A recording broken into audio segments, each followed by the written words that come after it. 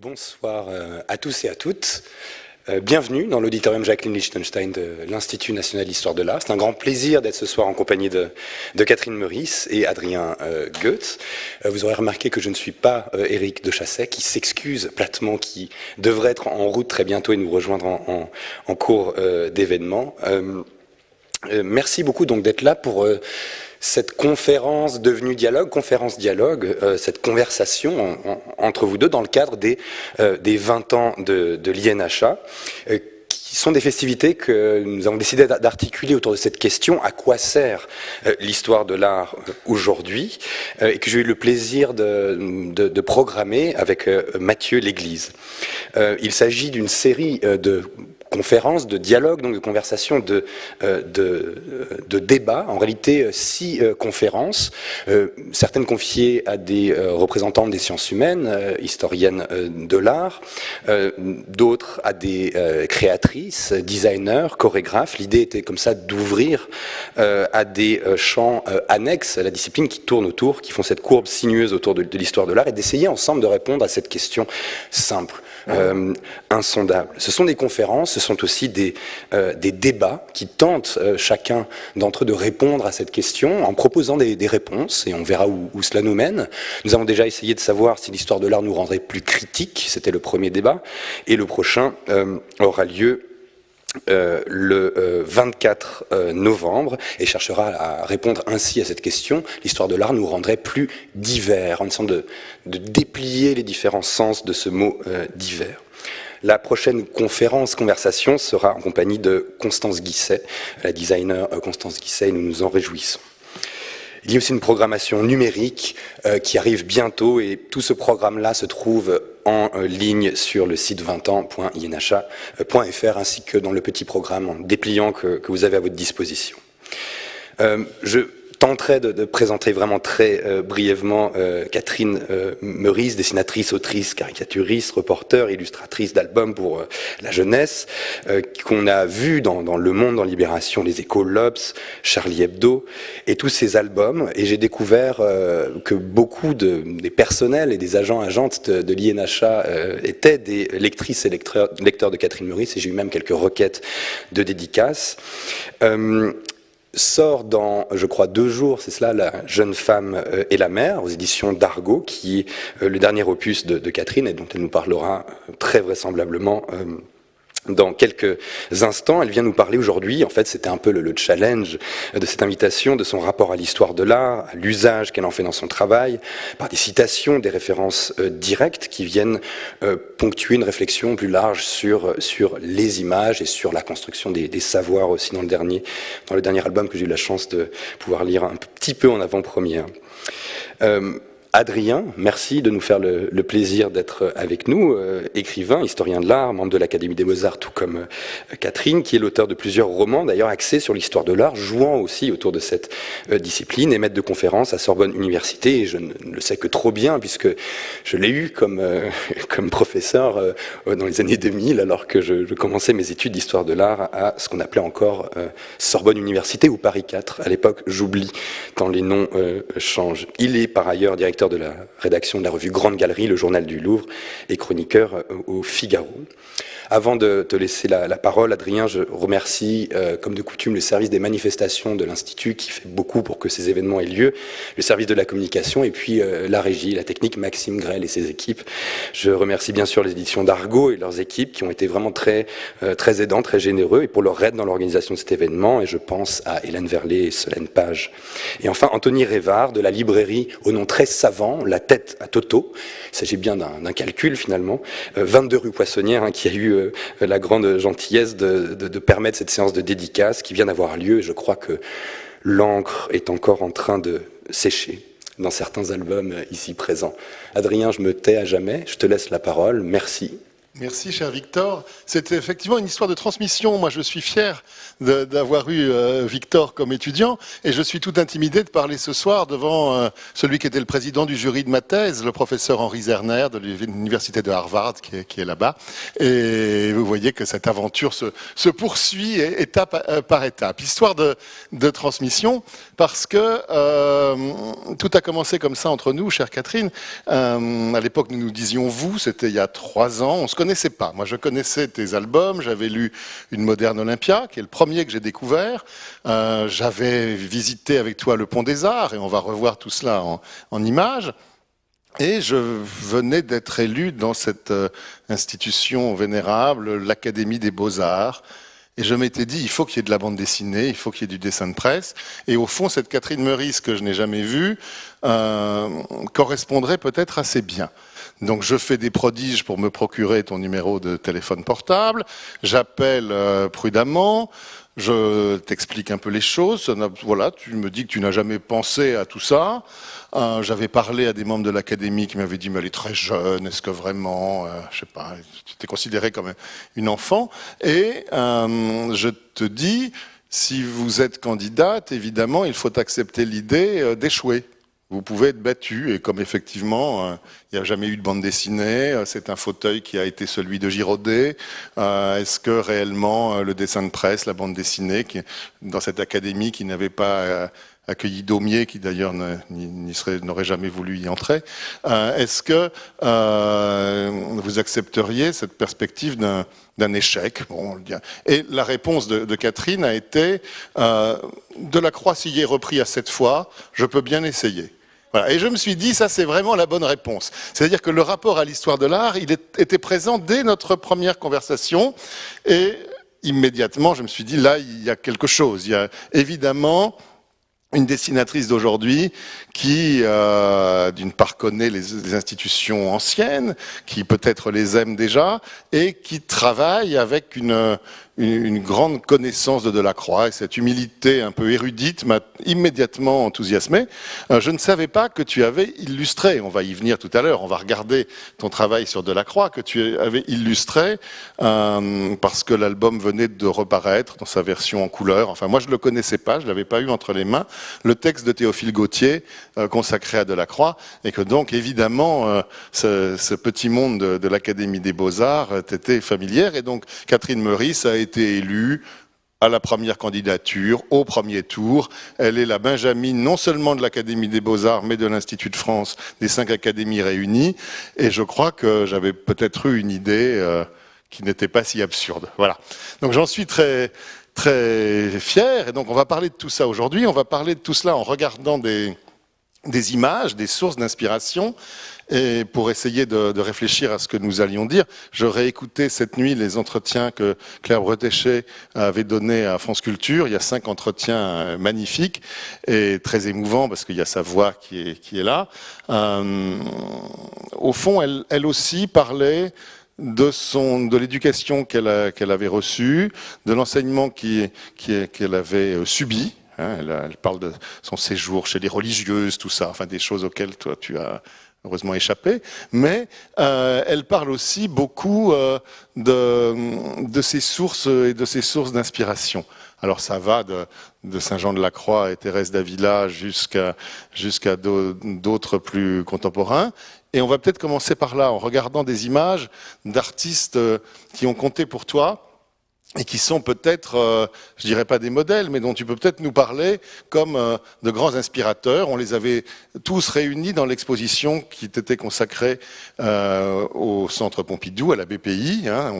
C'était la seule exposition, vous vous souvenez, qu'on pouvait voir pendant la période si difficile du confinement, parce que les bibliothèques n'étaient pas confinées, donc c'était une exception. Il y avait une expo à Paris dans une bibliothèque, et donc on pouvait voir tout cela, et tu avais voulu que dans cette exposition, il y ait les sources de ton travail. Alors, on peut peut-être, pardon d'être si classique, commencer par là et commencer cette visite de ton œuvre à travers l'histoire de l'art en regardant tes sources. Alors, Quentin Blake, c'est le premier qui apparaît. Oui, Bonsoir, merci d'être là, merci pour cette présentation très. Tout est vrai dans ce que vient de dire Adrien, tout est vrai, il n'a pas menti. Je suis très heureuse d'être ici. En effet, on peut commencer par Quentin Blake, qui est un modèle, oui, vraiment, qui est un classique, lui aussi, de l'illustration jeunesse, et que j'ai lu dès l'enfance et qui ne m'a pas quitté. Et ce qui m'a frappé, je pense que dans la salle, vous pourriez témoigner de la sorte, c'est que le dessin de Quentin Blake est a priori pas très accessible, pas très facile. C'est comme des brindilles comme ça qui sont éparpillées. C'est comme un jeu de Mikado qu'on jetterait et il faudrait aller chercher dans les brindilles les formes à relier. Et pour autant, il y a une magie qui opère et son dessin est extrêmement gracieux, extrêmement élégant. Et ce que j'aimais dès l'enfance, donc, c'est qu'il me prenait au sérieux. C'est-à-dire qu'il pouvait me raconter des histoires légères ou graves. Il a illustré beaucoup les œuvres de Roald Dahl, bien sûr, son acolyte pendant des années. Et je crois que je suis rentrée dans la littérature aussi grâce à Quentin Blake et Roald Dahl. Parce que tes études étaient des études de lettres, c'est-à-dire que tu regardais beaucoup d'images, mais quand tu étais... alors c'était à Poitiers, hein, c'est ça? Oui, j'ai fait un doc de lettres à Poitiers, après un bac littéraire, ne sachant pas vraiment quoi faire. J'aimais la littérature, j'aimais le dessin, mais je le pratiquais dans mon coin. C'était un hobby, dirons-nous. Et pour moi, c'était pas concret d'être de dessinatrice, ça ne me passait même pas par la tête. Donc, alors il y avait Sampé. Et donc Sampé, bien sûr, était présent également. Et je regardais beaucoup d'images. J'étais plus lectrice d'images que de textes. Et d'ailleurs, à la fac de lettres, ce qui me passionnait, c'était surtout l'histoire littéraire. On avait des cours magistraux d'histoire littéraire où j'avais l'impression qu'on me racontait une histoire avant de m'endormir. Donc ça me passionnait. Et un cours particulier qui s'appelait, je ne sais plus, texte et images, où déjà il était question d'étudier les frontispices des éditions anciennes du 16e, 17e, 18e. Je me souviens que c'est dans ce cours que j'ai appris pour la première fois les liens entre Gustave Moreau et Huysmans, bien sûr dans un rebours, mais aussi Jean Lorrain et toute cette littérature. Et donc, tout de suite, j'ai été attirée par cette résonance, cette correspondance entre littérature et dessin, illustration. Et ce qui fait que j'ai constamment, à chaque fois que j'abordais la littérature, j'avais les peintures ou les illustrations contemporaines qui surgissaient dans ma tête. Et donc ces duos, ce duo peinture-littérature ou dessin littérature ne m'a jamais quitté. Là, on a un exemple de Gustave Doré qui a illustré Perrault, mais Granville a illustré Balzac. Là, on a Nadar qui était aussi photographe. Donc très vite, c'est le pont des arts qui se dessine. C'est-à-dire qu'il y a le dessin, l'illustration, les gravures, la photographie. Il y aura bientôt le théâtre, la chorégraphie, un peu de cinéma aussi. Mais voilà, je crois que je n'étais pas... J'aimais mes études de lettres, mais j'avais besoin d'aller voir ailleurs et de jeter des passerelles entre les arts. Et c'est ce que j'ai fait dans mes livres. Ce pont des arts qui passe aussi par Claire Bretéché que tu as connu, que tu as fréquenté et qui t'aimait bien. Est-ce que tu peux nous raconter cela brièvement? Oui, on s'est rencontrés alors que je préparais un livre avec la scénariste Julie Biermann aux éditions d'Argo, avec mon éditrice Gisèle Dehaene qui est ici présente. Donc je la cite par amitié. Et on préparait un livre qui était une série de portraits de femmes, comédiennes, artistes, qui étaient drôles. Le livre s'appelle Drôles de femmes. Et elles avaient fait, toutes ces femmes avaient pour point commun d'avoir fait de l'humour leur métier, ce qui n'était pas évident. On avait interrogé Tia Shelton, Anémone, Dominique Lavanant, etc. Bon, voilà, c'était Sylvie Joly, vraiment, c'était des carrières d'avocates, enfin de comédiennes contrariées. Elles avaient été avocates avant de pouvoir monter sur scène et faire rire. C'était le territoire qui était dédié aux hommes. Donc on était allé interroger toutes ces femmes-là, absolument passionnante, et ma scénariste Julie avait perdu l'enregistrement de Dominique Lavanant, et impossible de réinterviewer Lavanant, donc on est passé par sa grande copine Bretéché. C'est comme ça que j'ai rencontré Bretéché. On est allé chez elle, c'était en 2009, Et j'étais vraiment dans mes petits souliers parce que j'ai un ami dessinateur, Blotch, qui l'appelle Notre-Dame de la bande dessinée. C'était vraiment ça. C'était voilà, aller voir un monument.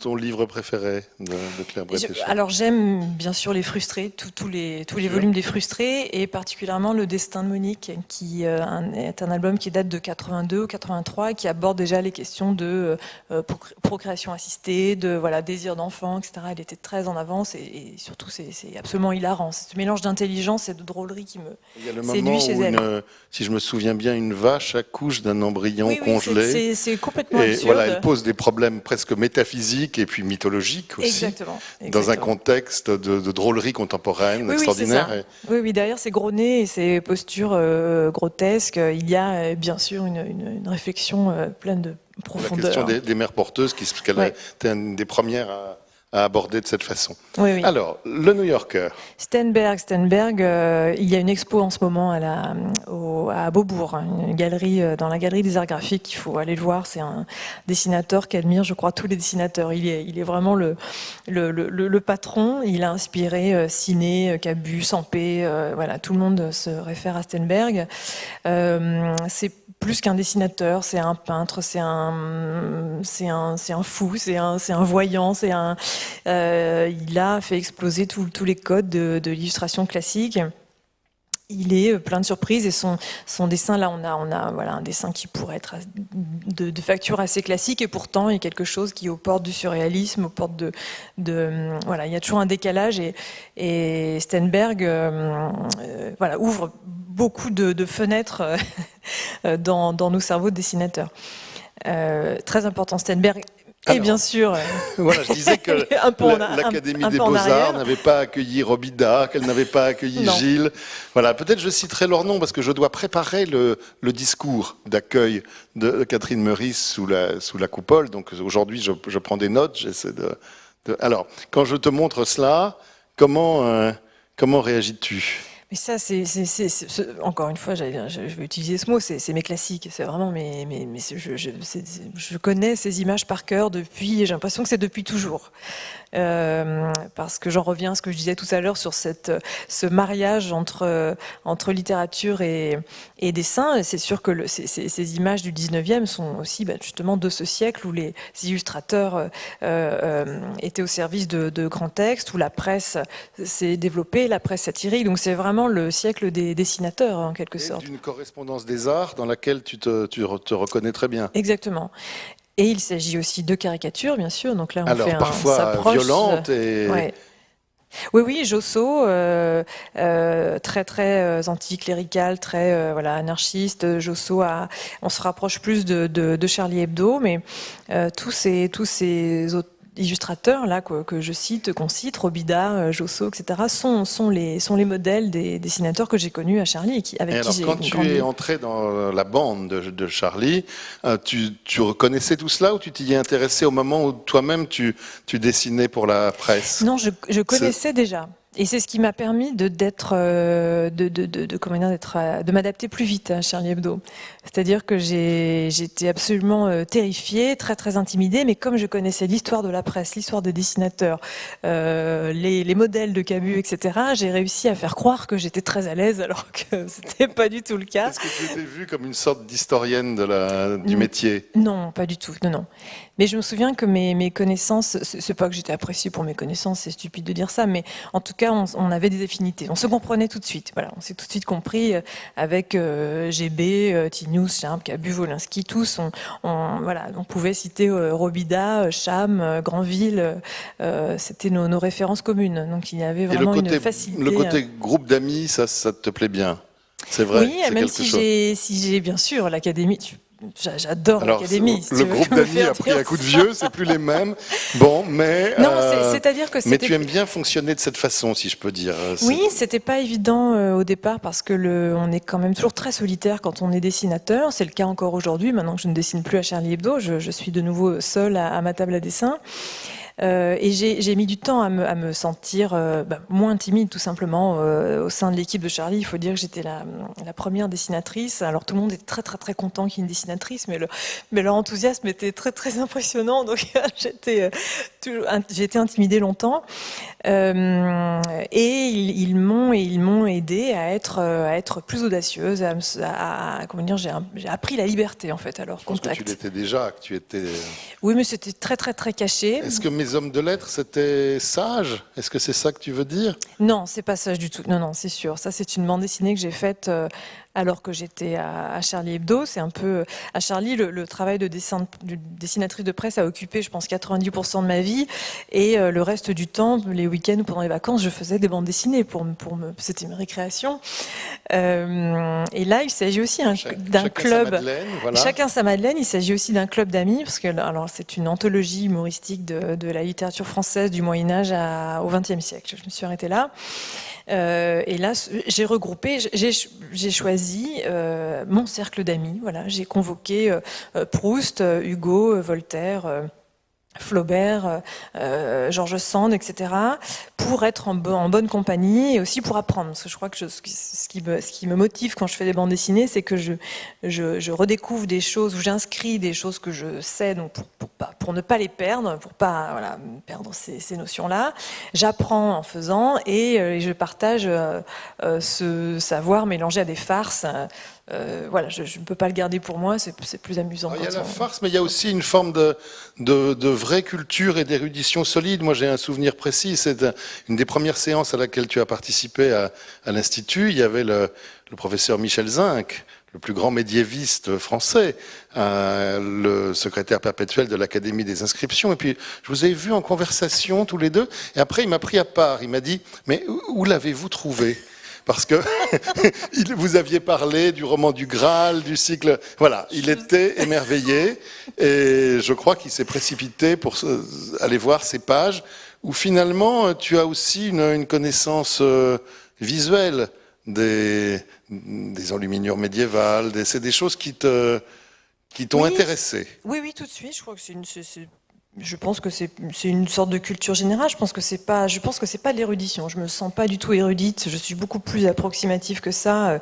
Et je pense que cette approximation, elle sert mon dessin. J'ai besoin de ce flou artistique pour travailler.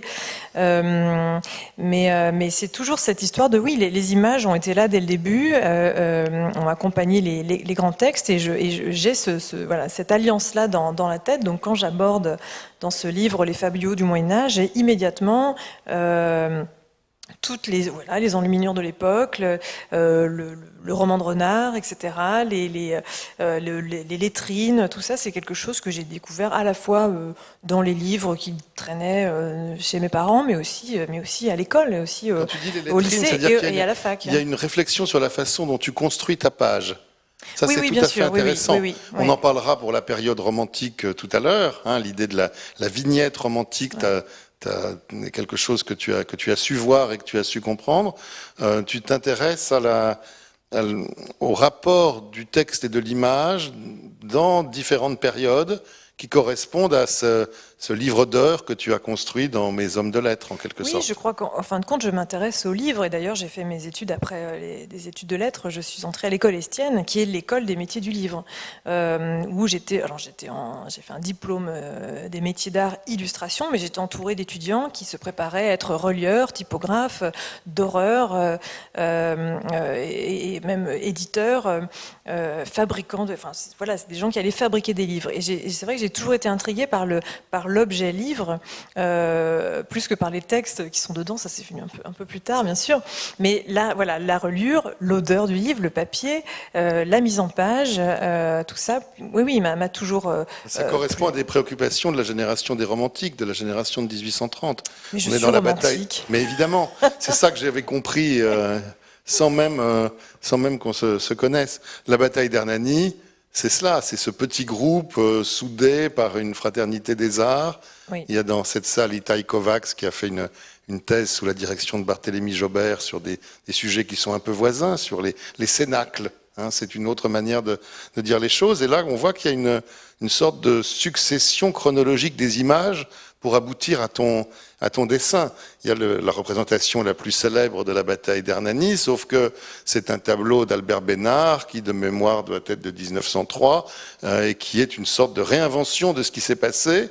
Et toi, tu prends cette réinvention pour en faire ta propre image. Oui, Comment travailles-tu? Alors, explique-nous à partir de cette page la façon dont tu réfléchis en assemblant des images pour en créer de nouvelles. Mais c'est-à-dire que là, en ce qui concerne mes hommes de lettres, le but du jeu, c'est de faire rire quand même. Mes hommes de lettres, c'est un ensemble de petites comédies d'une dizaine de pages, une comédie sur Corneille, sur Montaigne, sur Du Bellay, etc. Donc il faut qu'il y ait un début, un milieu et une chute, bien sûr. Il faut que le lecteur puisse rire aussi, et pas qu'au moment de la chute. Donc pour construire mes gags, j'ai besoin, comme une dessinatrice de presse, comme je le faisais à Charlie Hebdo, comme on le faisait tous à Charlie, j'ai besoin d'aller utiliser les images des autres pour réinventer, pour pasticher. Voilà, le pastiche s'invite très facilement. Le commentaire, en fait, le commentaire d'image, la réinvention, la réinterprétation, tout sert en fait pour rebricoler un gag, tout simplement. Le jeu avec les mots, comment le fameux « vous êtes mon lion superbe et généreux » devient « vous êtes mon seigneur superbe et généreux ». Donc voilà. Ça, je ne l'ai pas inventé, c'est bien Mademoiselle Mars qui l'a dit. Quand on va piocher dans de Gautier, Dumas, etc., les mémoires de dramatiques, enfin les souvenirs d'art dramatique de Dumas, les dialogues sont déjà tout faits. Enfin, c'est la Mademoiselle Mars qui change le vers de Hugo parce que ça lui plaît pas. Elle a vraiment ça lui plaît pas. Elle fait un caprice. Bon, ça c'est un gag, j'ai pas besoin d'inventer. J'ai juste à le mettre en scène, à trouver un visage à Mademoiselle Mars d'ailleurs qui se trouve. On peut trouver des peintures, mais puis on a la tache de le couleur, gag était trouvé, ouais. Le gilet rouge, le gilet vermillon de la Chine de Théophile Gautier, oui, au premier plan, que tu empruntes au tableau d'Albert Bénard et au texte, oui, pour en faire une touche de couleur qui va en écho avec le rideau dans une page qui est un chef-d'œuvre de construction et de réflexion. Alors le Pont des Arts, c'est celui que j'avais lu d'abord, parce que on entre au musée, et c'est peut-être le deuxième point de cet entretien, c'est ton rapport avec les musées. On a parlé de ton rapport avec les textes. Les musées, tu t'y sens bien, tu es parfaitement chez toi à Orsay et au Louvre. On va parler du Louvre tout à l'heure, et on y entre par le parvis. Oui, c'est un extrait du Pont des Arts. C'est un chapitre sur... c'est Baudelaire qui fait la visite. J'en profite pour parler de... Enfin, c'est Baudelaire, bien sûr, qui parle de Manet, de Delacroix, de ses goûts en matière d'esthétique. Et plutôt que d'illustrer... Alors, ce sont les salons, les écrits donc, de Baudelaire. Et plutôt que d'illustrer doctement ça, je mets en scène Baudelaire. Je transforme en guide touristique, tout simplement. Ça veut dire que tu l'as beaucoup lu d'abord, que tu allais regarder ce dont il parle, que tu allais au musée avec Baudelaire dans ta poche? Non, je suis allée au musée bien avant, et relire Baudelaire, c'était me souvenir de ce que j'avais vu au musée. Et je crois que cette distance me sert, justement. Dans le souvenir permet de perdre des petites choses en route, d'imaginer d'autres choses, bien sûr, et c'est ce qui peut créer, je l'espère, une petite histoire. Une forme de décantation, oui, finalement. Exactement. Oui. Je ne peux pas croquer sur le... Enfin, je ne peux pas écrire sur le vif, on en reprendra plus tard, mais quand on m'avait demandé de faire un album sur le musée d'Orsay, on m'avait dit il faut venir au musée d'Orsay, il faut se balader. Je l'ai fait presque pour faire plaisir, mais je ne voulais pas, parce que je voulais mélanger mes souvenirs. Je connaissais le Orsay par cœur, j'avais tous les lieux, les salles, etc. en tête. Je voulais faire quelque chose de ces impressions, comme des impressions de voyage, en fait. À chaque fois, Tes parents t'emmenaient au musée avec ta sœur. Dans les grands espaces, tu évoques le moment où tu veux même transformer leur petit jardin en une sorte de jardin de Versailles en mettant des... Oui. En créant un bassin central, un nain de jardin d'un côté. Un nain de jardin à la place d'une fontaine royale, oui. Oui, j'ai grandi à la campagne, et mes parents nous ont emmenés assez tôt, assez régulièrement à Paris. Je crois qu'on essayait d'aller au moins une fois par an. Et on allait au musée Carnavalet, on allait au Louvre, on allait quand le Louvre a ouvert en 93, on allait à Orsay. Donc je crois que j'ai vu énormément de musées parisiens, Notre-Dame aussi. Bon, et donc à chaque fois j'y allais avec les yeux de l'enfance et de l'adolescence. Et puis et bien sûr Paris m'émerveillait parce que je ne voyais que cette carte postale. Tu penses qu'un musée c'est la meilleure porte d'entrée dans une ville? Quand tu vas dans une ville pour moi, étrangère, oui, tu commences pour par moi, le musée. systématiquement, oui. Et musée, alors que ce soit musée fondation d'art contemporain comme musée du Moyen-Âge ou petite galerie, mais vraiment, oui, c'est la première porte d'entrée qui me permet de comprendre la ville ou là où je suis, ou éventuellement le pays ou le monde. En fait, les artistes, je crois, nous aident à comprendre le monde, tout simplement. Et c'est vrai que je raconte dans les grands espaces, on y reviendra plus tard, mais que le Louvre a été à la fois une révélation, en même temps ça m'a conforté dans l'idée que le musée était quelque chose de très familier, c'est-à-dire que je raconte que les murs, l'épaisseur des murs au Louvre, c'est la même épaisseur que les murs de la vieille ferme où j'ai passé mon enfance. C'est très très large, mais j'étais pas impressionnée par le Louvre. Il y avait peut-être des corniches un petit peu plus travaillées, mais bon, que les vieilles charpentes Poitevine. Mais la pierre était là, en fait. Voilà, on pousse la porte et la pierre est là. Oui. Les matières sont là, en fait. Les matières, les odeurs, les couleurs. Et rien que ça, c'est un tableau, c'est un ensemble que je décrypte et je pense qu'il me rassure, qui m'apprend, je pense qu'il m'aide à appréhender à m'approcher du réel, en fait. Je crois qu'il y a une grande proustienne, ça il faut le dire. Et ça c'est le professeur Jean-Yves Tadier lui-même qui m'en a parlé. Il m'a dit votre amie Catherine, une vraie proustienne. Qu'est-ce qu'il voulait dire?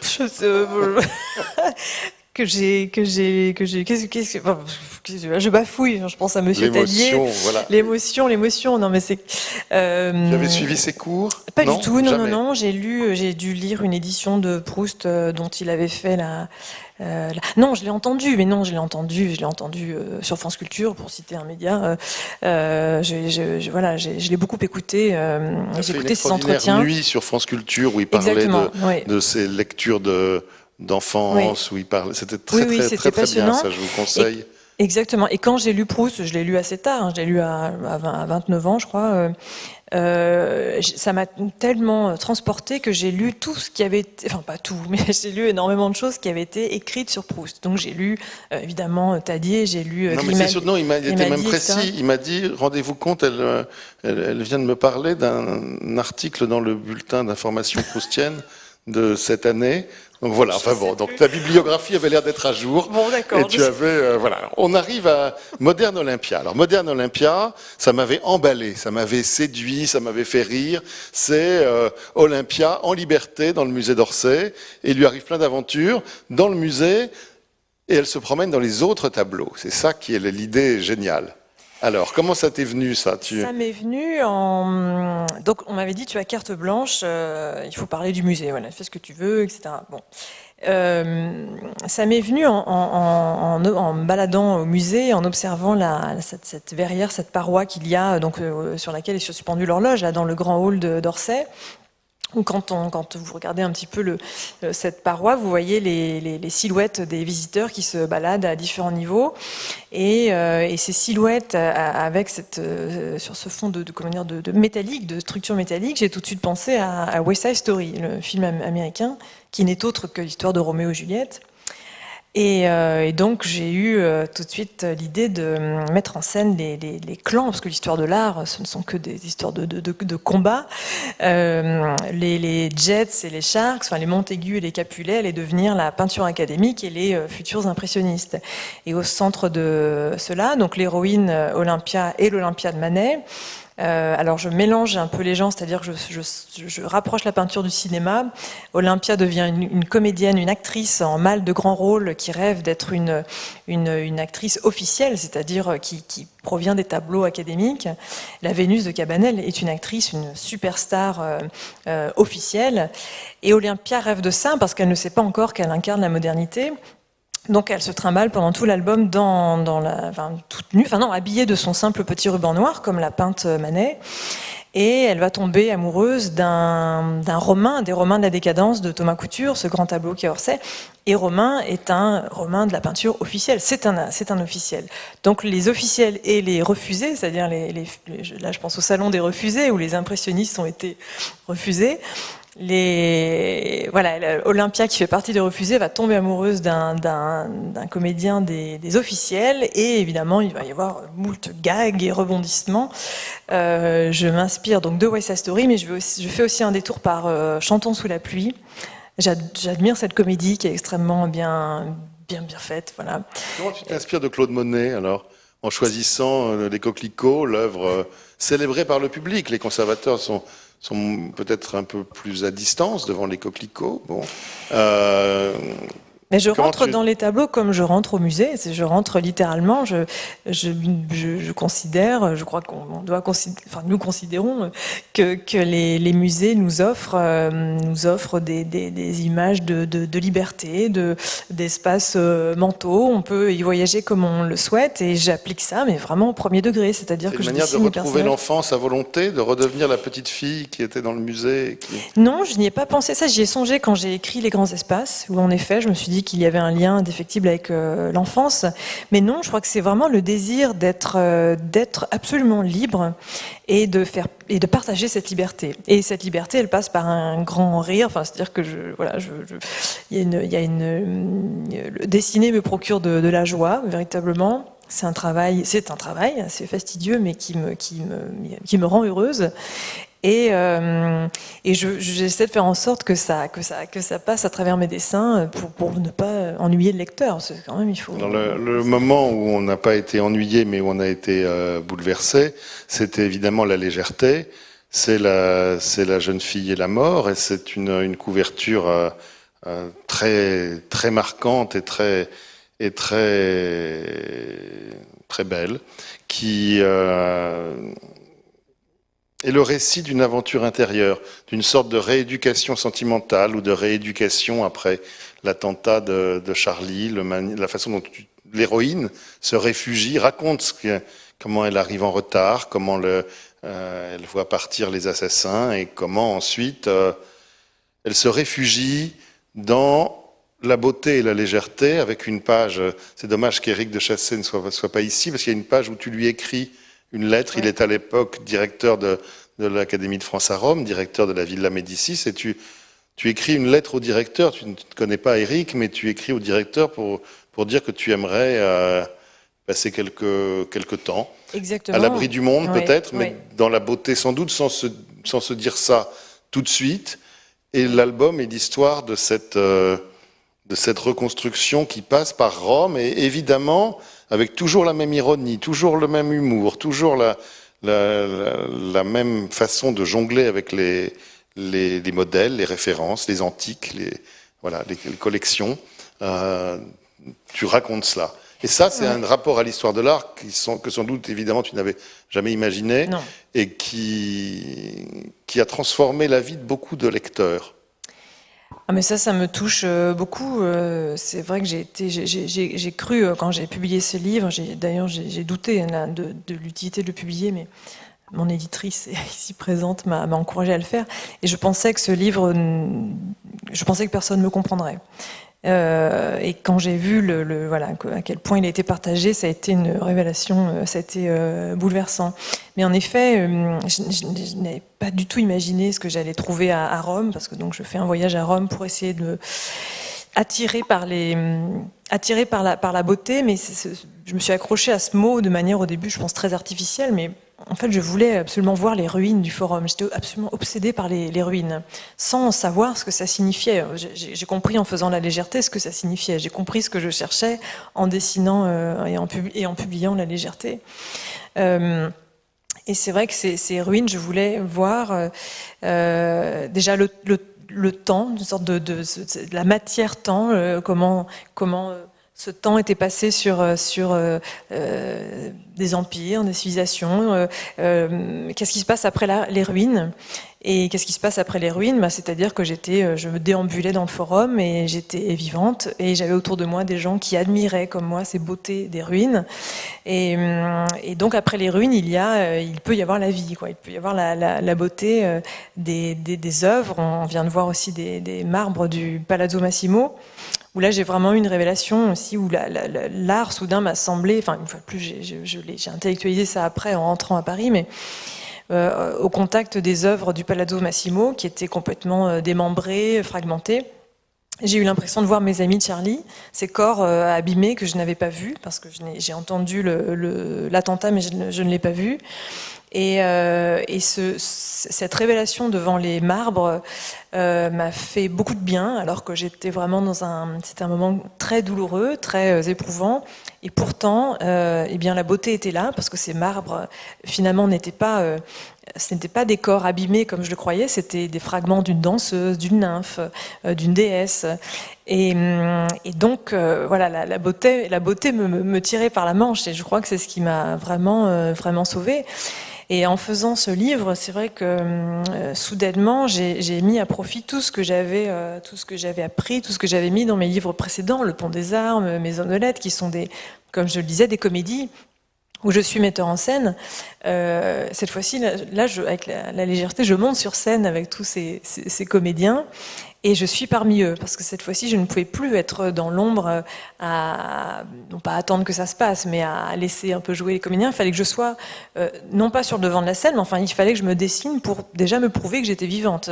Je crois que la bande dessinée, le livre me sert à ça, m'a servi à ça, en tout cas la légèreté, à me montrer que j'étais active, que j'étais debout, de la couverture, tu parlais de la couverture, jusqu'à la dernière page où je marche, donc je suis active et je regarde. C'est aussi un livre, je crois, sur le regard, sur cette observation qui m'a plus d'une fois sauvée. Voilà. Et là, on a un exemple de la Grande Galerie du Louvre, parce que dans la légèreté, je ne raconte pas qu'un voyage à Rome. Entre parenthèses, tu parlais de la lettre que j'ai faite à Éric de Chassey. Dans la légèreté, j'écris, évidemment, je transforme un petit peu les choses pour que ce soit un peu drôle, parce que sinon je m'écroulais, sans humour. Et je lui dis dans la lettre que je dois aller à Rome, j'ai l'intuition que je dois aller à Rome, et c'est une question de vie ou de mort. La lettre que j'ai faite à Éric de Chassey n'était pas très éloignée de ça. Je ne pense pas avoir écrit, très bien, oui. Mais c'était très proche, c'est-à-dire que j'étais convaincue que je ne pourrais pas survivre si je n'allais pas à Rome. Heureusement, il m'a entendu, et j'y suis allée. Et l'image qu'on voyait précédemment, c'est au Louvre que je l'ai vu, un Caravage mystérieusement éclairé. Cette scène, je ne l'ai pas inventée, je l'ai vue avec ma sœur Fanny, qui travaille au Louvre, et Sigolène Vincent, la romancière rescapée de l'attentat de Charlie, elle aussi, mais qui, elle, était vraiment au cœur du carnage. Nous avons vu cette scène toutes les trois, et nous n'avons jamais su pourquoi le Caravage était éclairé tout seul, comme ça. C'était un après-midi d'hiver, en novembre ou décembre 2015. Et il faisait nuit, parce que voilà, il était, je sais plus, 17h. Le Louvre était fermé, c'était une journée qui était fermée au public, mais on avait pu y aller pour un tournage qui concernait Sigolène Vincent. Je l'avais accompagnée. Et cette image, cette vision, c'est pas une vision, cette lumière que j'ai vue, j'ai tenu à la dessiner sans savoir ce qu'elle signifiait au moment où je l'ai dessinée. Et une fois que le livre a été publié, j'ai commencé à comprendre ou à mettre des éléments, un sens sur cette scène-là. Tout a été un peu comme ça, de cet ordre-là, dans la légèreté. Évidemment, on ne dessine pas innocemment la Grande Galerie. On a en tête aussi Hubert Robert, bien sûr, la vue imaginaire de la Grande Galerie en ruine. Oui. Et ça, on la retrouve dans l'album suivant. Donc ça, c'est vraiment la construction d'une œuvre. C'est la suite de cette réponse à la question qui est celle de ce cycle de rencontres. À quoi sert l'histoire de l'art aujourd'hui? Moi, ma première réponse, c'était: pourquoi voudriez-vous que l'histoire de l'art serve à quoi que ce soit? Là, je crois qu'on a une réponse très forte et très inattendue. Oui, l'histoire de l'art sert, effectivement, sert dans la vie. Et donc, tu as voulu faire entrer Hubert Robert et les deux célèbres tableaux dans l'album qui suit, mais encore une fois, on ouvre une porte et c'est la nature, c'est le paysage, et ça devient une sorte d'écologie de l'art. Oui, c'est ça, Hubert Robert, c'est un amour de jeunesse.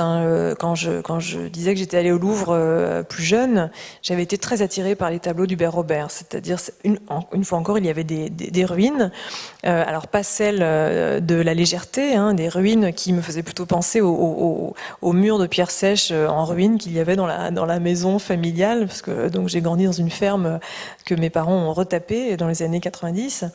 Et donc c'était les mêmes murs de pierre qu'on retrouve aussi chez Pierre Loti, un peu chez Proust, etc. Bon, cette pierre qui est ridée, dont les rides ce sont des visages en fait. Donc Hubert Robert m'intriguait pour cela. Il y avait tout ce que j'aimais, tout ce que j'aime dans ces tableaux, l'imaginaire bien sûr qui prend le pouvoir, l'art classique, la végétation, donc la puissance créatrice qui est là représentée, et puis des petits personnages qui sont des peintres. C'est-à-dire que tout peut s'écrouler, les peintres restent en fait. Donc ça, c'est quelque chose auquel je n'ai pas pensé quand j'étais enfant, mais qui m'a sauté au visage quand j'ai dessiné cette séquence après avoir publié La Légèreté. Et après avoir vécu tout ce que tu avais vécu. Entre en scène Delacroix, alors ça c'est une œuvre du début, mais que tu as mise en couleur plus tard. Il y a 2 dates d'édition pour ce livre. C'était illustrer le texte de Théophile Gautier sur Dumas, sur Delacroix. Et puis ensuite... tu réalises, tu peins sont des gouaches, hein, c'est ça? Des encres, des gouaches, oui. J'ai un peu tout mélangé. C'est-à-dire que la première version de ce texte, c'était mon diplôme de fin d'année aux Arts Déco de Paris. Après l'école Estienne, j'ai fait les Arts Déco.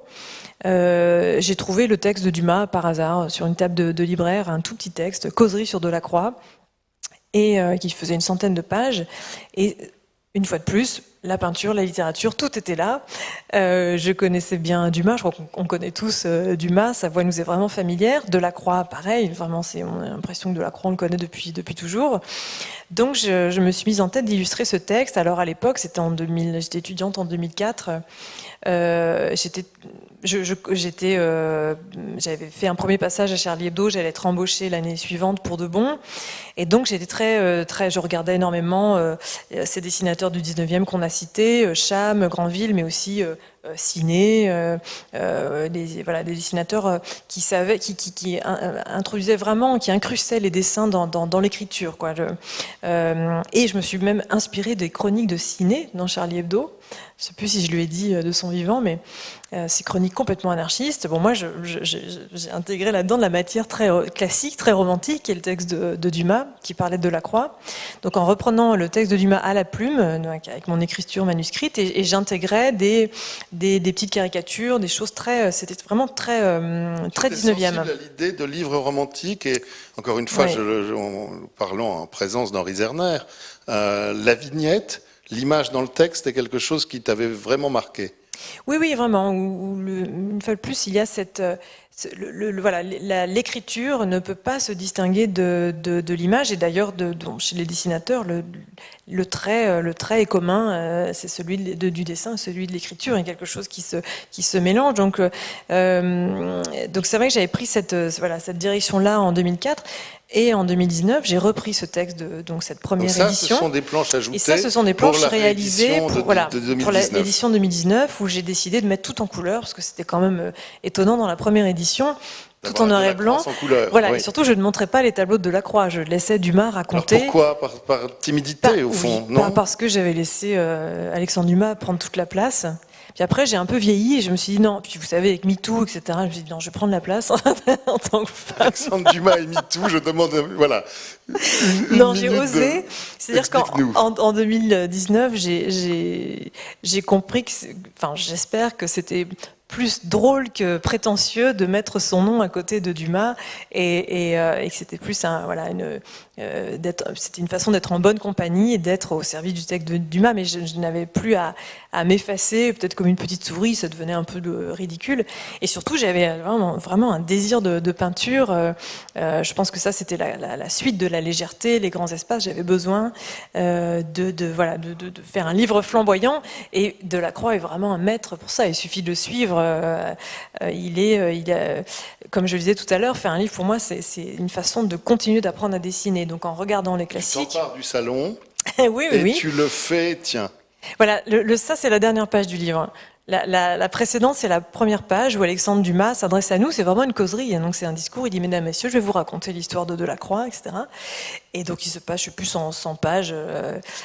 Et à la fin, Voilà, je dessine Dumas qui repart avec son public. Il avait fait ce discours, cette causerie, entouré, boulevard des Capucines, la Société des Beaux-Arts, je crois que tu dois connaître ça.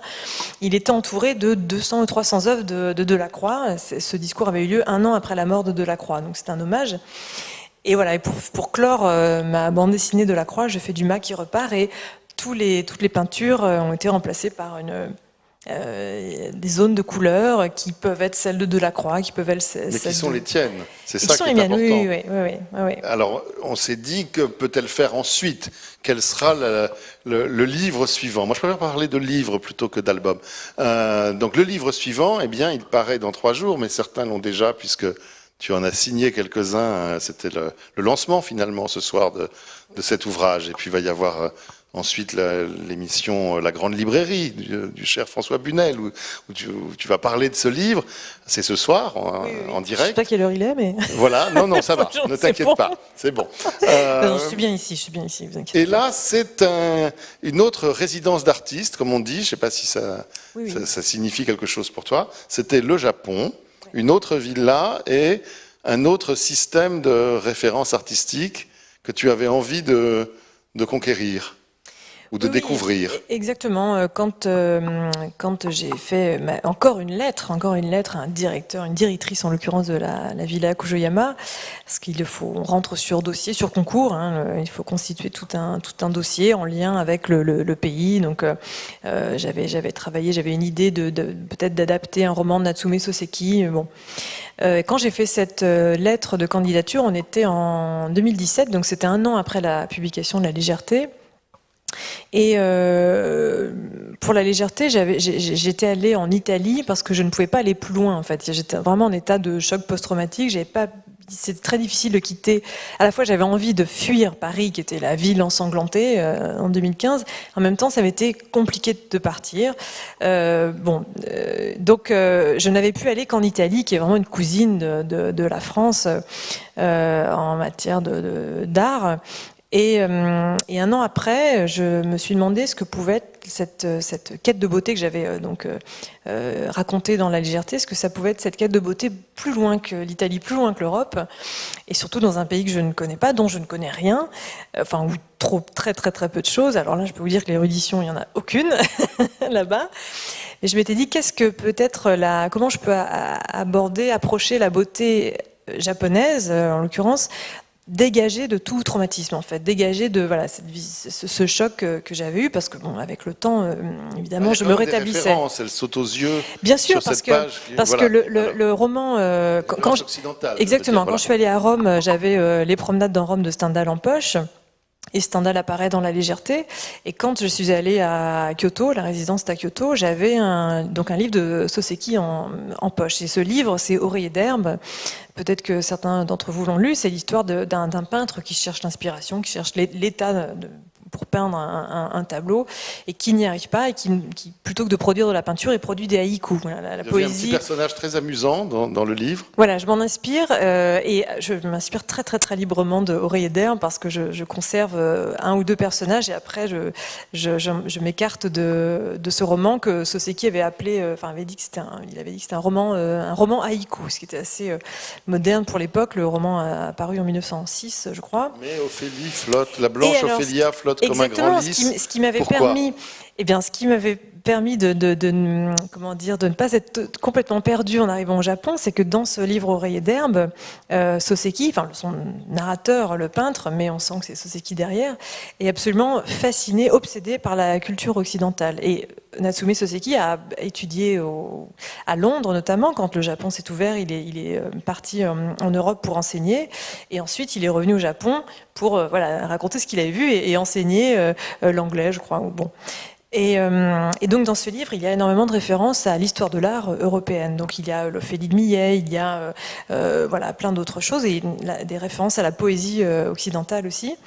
Et donc ce personnage de peintre réfléchit. C'est vraiment c'est pas un roman d'action, c'est un roman assez contemplatif. Il réfléchit à l'image, à la poésie, etc.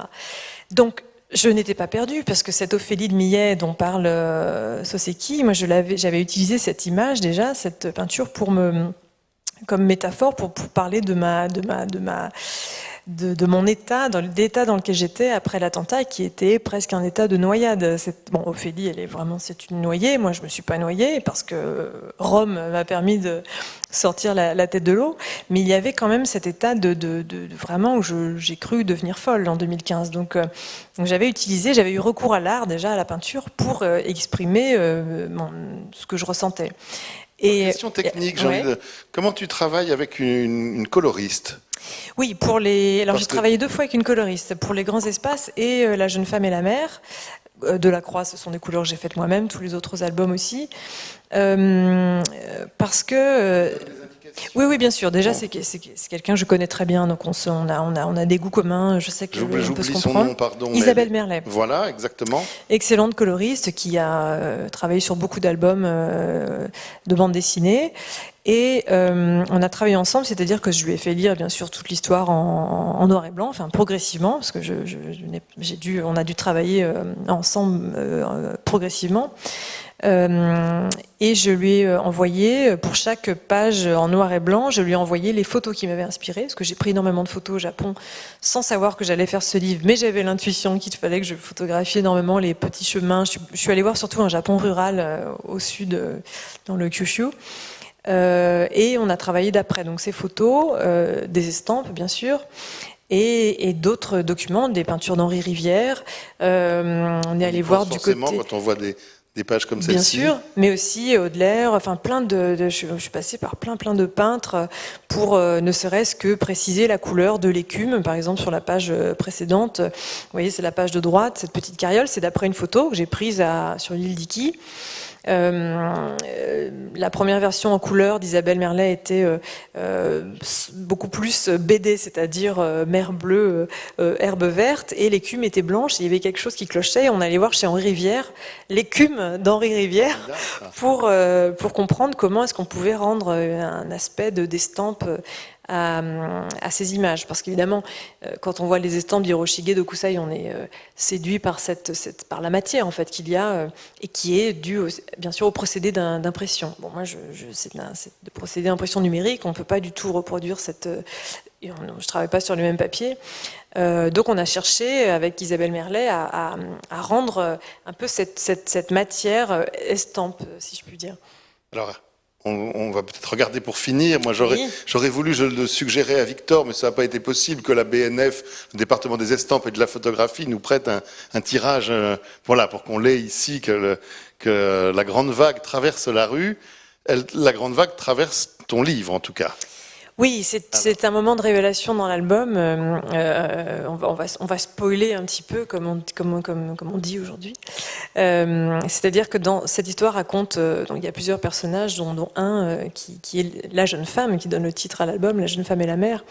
Un personnage féminin qui s'appelle Nami et qui est une femme assez mystérieuse, qui semble liée aux éléments. Elle a l'air de pouvoir prédire plus que la météo, c'est-à-dire qu'elle sait quand les cataclysmes naturels peuvent arriver. Elle peut sentir l'arrivée d'un typhon, d'un tsunami, etc. Rien qu'en effleurant l'eau, rien qu'en voilà. Et cette page révèle, c'est bien que vous ne puissiez pas lire. Elle invite à regarder l'œuvre, en tout cas. Enfin, moi, c'est ce que j'ai fait. Je suis revenu à l'œuvre après avoir lu ta page. Exactement, parce que cette page-là raconte d'où vient un ami. Et il se trouve qu'en effet, la vague, on connaît tous l'estampe, mais quand on la regarde de près, on voit qu'il y a des barques, et sur la barque, il y a des petits bonshommes très très stylisés, très voilà. Et j'ai eu l'idée d'inventer une petite Nami dans l'enfance. Voilà, ça c'est la pure invention. Je décide que Nami a grandi, a vécu dans cette estampe en fait, et que Hokusai, qui n'a pas vu cette scène de tsunami, l'a peinte en imaginant. Donc je dis que son estampe témoigne en inventant. Et je pense que les estampes, comme la peinture, on pourrait reparler de Delacroix, la peinture d'histoire, ce sont des témoignages qui passent par l'invention, quoi. Et une pure invention. Ça fait presque une heure que nous parlons, chère Catherine. Il y a peut-être des questions de la salle qu'on serait très heureux d'entendre si certains veulent intervenir, si vous avez envie de... Voilà, Victor a même un micro, donc n'hésitez pas. Il y a dans la salle beaucoup de mes étudiants de 3e année. Ils ont le droit de parler. Hein. Ils ne sont pas encore à l'INHA en master, mais ils sont déjà là présents.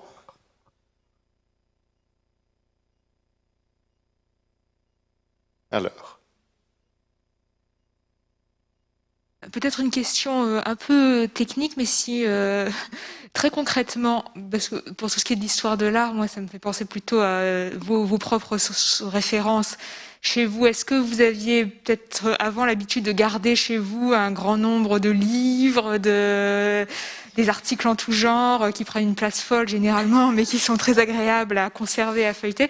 Est-ce que maintenant où on trouve beaucoup de choses sur Internet, ça a changé votre façon de garder comme ça vos références en tête, voilà.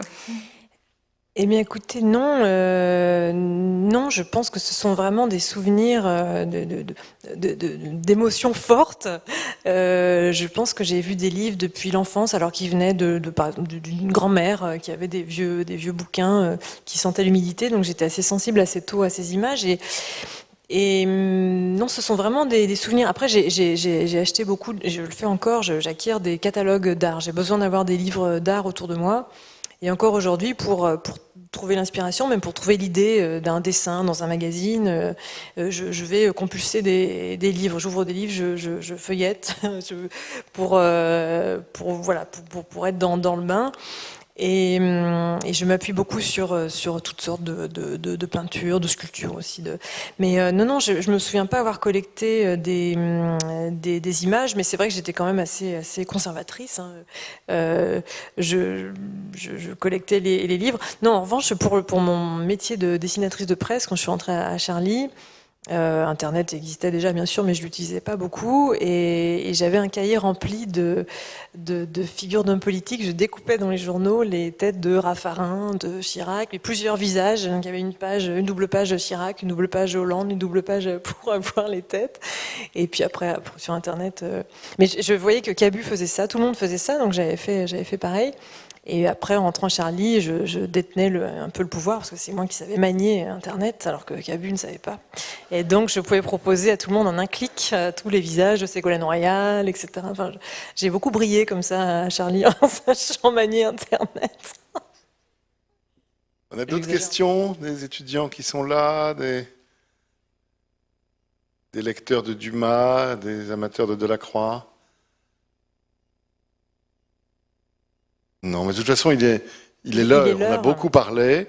Et puis, tu as donc rendez-vous avec cette émission. Ça va être un moment très agréable, tu vas voir.